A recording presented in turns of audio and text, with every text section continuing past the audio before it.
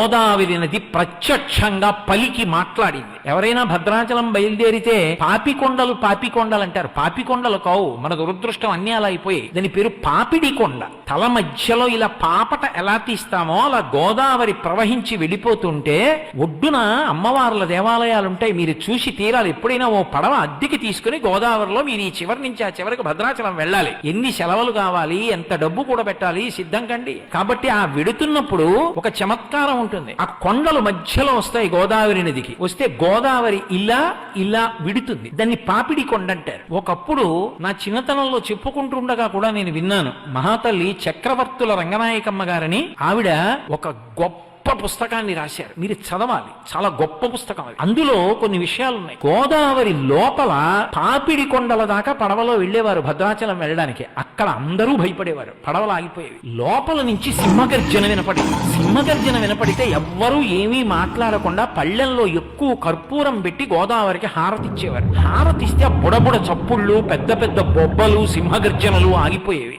ఆగిపోతే ఆ పక్క నుంచి పడవ భద్రాచలం వెళ్ళేది. ఏంటి ఎందుకు వస్తుంది ఇలా?